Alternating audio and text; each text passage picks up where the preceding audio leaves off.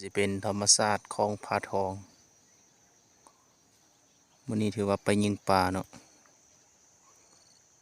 ทางลุ่มเขาสิเป็นน้ำธรรมชาติ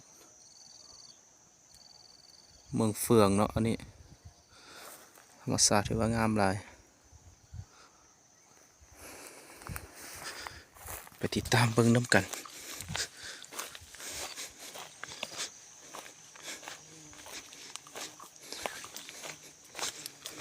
สวัสดีน้องทหารเฮากะเกียม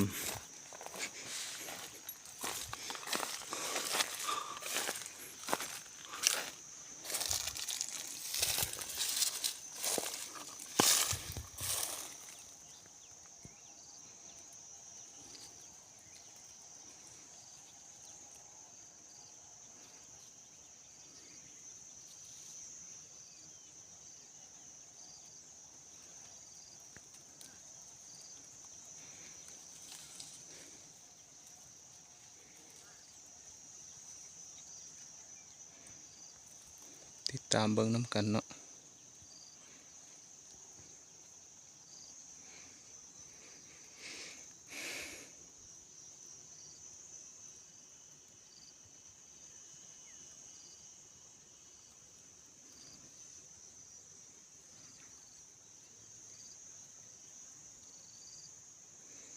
โอ้ยขวยลอยน้ำ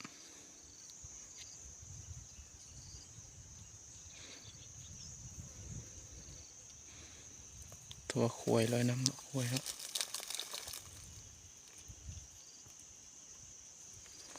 ก็สิเป็นทางหน้าเนาะ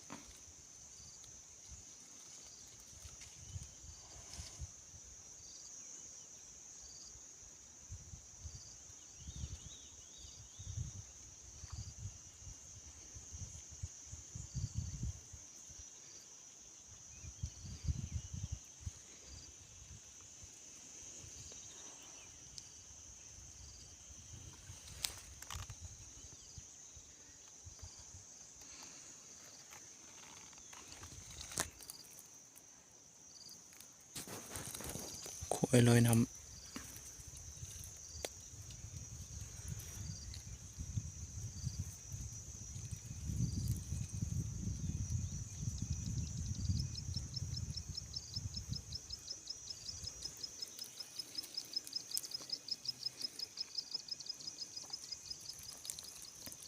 งามหลายเนาะผาตัวนี้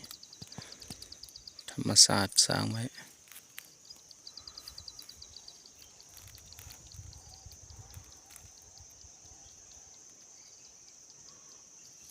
ผาตัวนี้ก็งามเนาะ